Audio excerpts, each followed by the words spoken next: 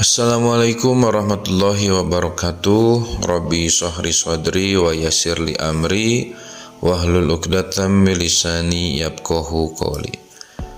Para bapak dan ibu yang saya hormati dan banggakan, bertemu kembali dengan saya Victor Putra Perlin, calon guru penggerak angkatan 7 dari SMA Negeri 4 Garut. Para bapak dan ibu yang saya hormati dan banggakan, pada kesempatan ini saya akan memaparkan demonstrasi kontekstual modul 2.1, yaitu penyusunan rencana pelaksanaan pembelajaran berdiferensiasi.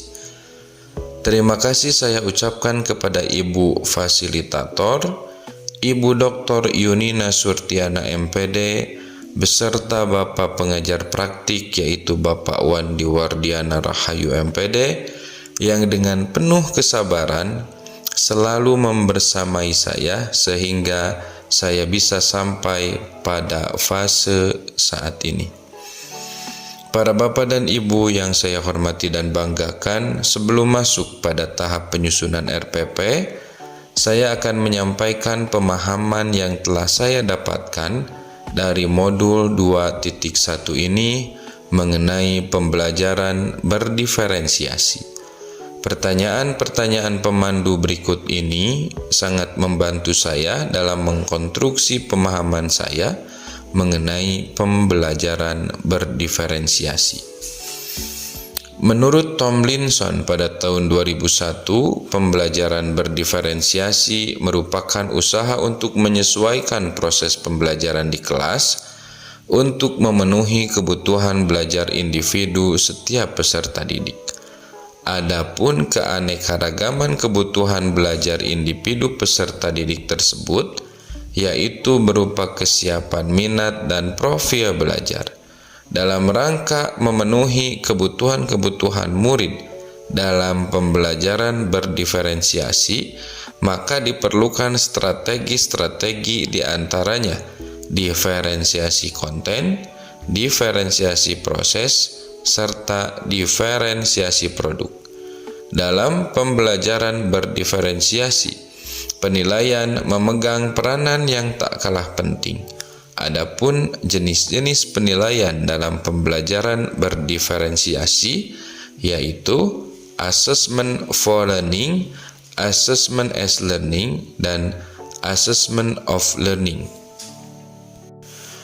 Dalam demonstrasi kontekstual modul 2.1 ini, saya diminta untuk yang pertama menyusun RPP mata pelajaran matematika dalam konteks daring atau online learning maupun luring. Boleh memilih salah satu metode. Yang kedua, memastikan bahwa RPP tersebut dibuat dengan menganalisis kebutuhan belajar murid terlebih dahulu. Lalu setelah itu, RPP harus menggambarkan penerapan dari salah satu diferensiasi konten, proses, atau produk sesuai dengan tujuan pembelajaran dan kebutuhan belajar. Berikut ini adalah sistematika dalam kegiatan penyusunan RPP pada pembelajaran berdiferensiasi. Sistematika yang pertama yaitu memetakan kebutuhan belajar murid. Dalam memetakan kebutuhan belajar murid, kegiatan yang saya lakukan yaitu membuat link Google Form yang berisi tentang minat, bakat, dan hobi murid. Kemudian saya juga menanyakan tentang kebiasaan belajar mereka, apakah secara visual, auditori, atau kinestetik. Berikut ini adalah hasil survei yang saya gunakan untuk menyusun profil belajar murid. Hal ini saya gunakan agar saya dapat secara tepat menyusun diferensiasi konten, proses, maupun produk untuk dapat memenuhi kebutuhan belajar murid yang berbeda-beda. Langkah yang kedua yaitu menyusun RPP berdiferensiasi. Pada RPP yang saya susun kali ini, saya mengambil tema barisan dan deret aritmatika dengan subtema kegunaan barisan dan deret aritmatika. Dalam menentukan tujuan pembelajaran, saya menggunakan pendekatan ABCD, yaitu melalui kegiatan pembelajaran dengan menggunakan model problem based learning, dengan memiliki sikap profil belajar Pancasila yang menuntun peserta didik untuk mengamati permasalahan, menuliskan penyelesaian, dan mempresentasikan hasilnya. Diharapkan peserta didik dapat menyelesaikan masalah yang berkaitan dengan barisan dan deret aritmatika dengan tepat. Media pembelajaran yang digunakan pada saat pembelajaran berdiferensiasi yaitu WhatsApp Group, Google Drive, PowerPoint, serta Google Classroom. Adapun alat yang digunakan yaitu laptop, proyektor, smartphone, sedangkan sumber belajar yang digunakan yaitu buku paket matematika kelas 11, YouTube, dan video pembelajaran. Memasuki pada fase kegiatan pembelajaran. Pada kegiatan pendahuluan, guru berusaha memenuhi kebutuhan murid dalam kebutuhan kesiapan hal. Itu tercermin dengan guru menyapa peserta didik dengan memberikan salam. Selanjutnya, guru mengajak peserta didik untuk berdoa bersama sebelum mengawali kegiatan pembelajaran. Setelah itu, selain mengecek kehadiran dan memberikan motivasi agar murid selalu semangat dan percaya diri, serta pantang menyerah, guru pun bertanya kepada murid apakah mereka kemarin malam sudah ada yang pernah membaca materi yang akan dipelajari hari ini atau belum. Hal ini bertujuan untuk menyiapkan murid agar siap dalam menghadapi pembelajaran hari ini.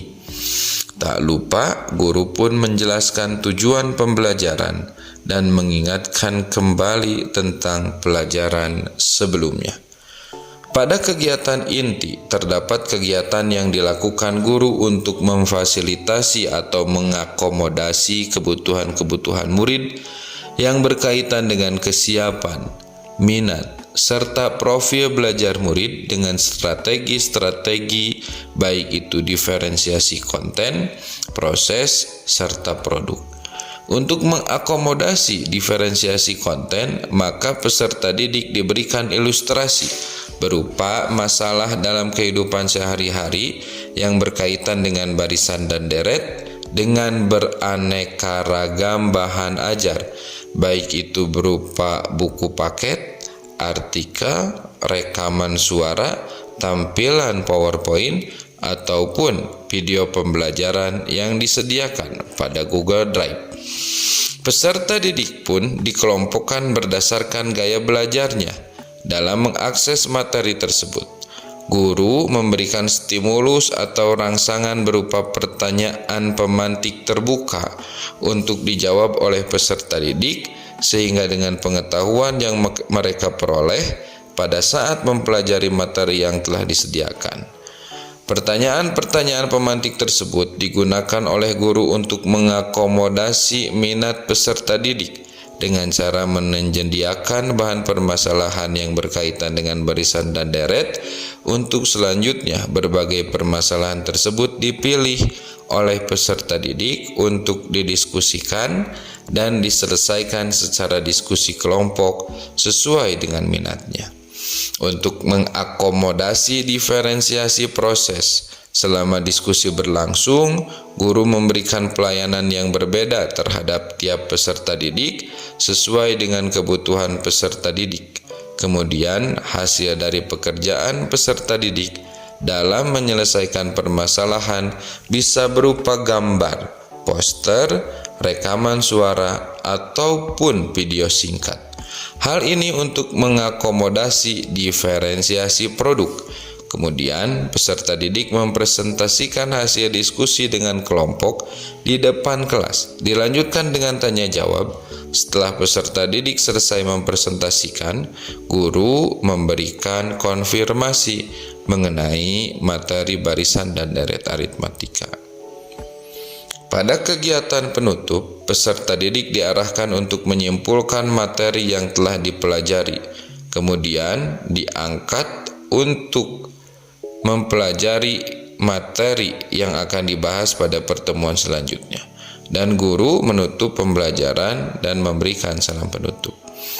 Langkah ketiga yaitu menyusun instrumen penilaian. Ada 3 penilaian yang digunakan pada RPP pembelajaran berdiferensiasi ini, yaitu penilaian sikap, penilaian pengetahuan, dan penilaian keterampilan. Pada penilaian sikap, teknik yang digunakan adalah teknik observasi, di mana guru mengamati murid yang berupa kerjasama, jujur, dan disiplin.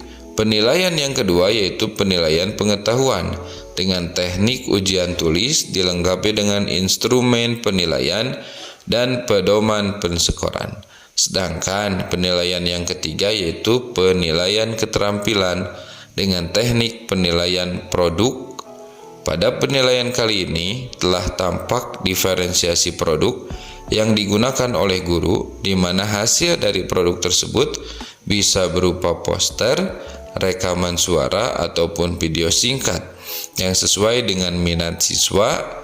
Pada keahlian keterampilan ini juga dilengkapi dengan instrumen dan pedoman pensekoran untuk penilaian produk dan keterampilan. Demikian alur penyusunan RPP berdiferensiasi pada mata pelajaran matematika. Terima kasih telah menyaksikan video pemaparan penyusunan RPP berdiferensiasi saya. Wabillahi taufiq wal hidayah. Wassalamualaikum warahmatullahi wabarakatuh.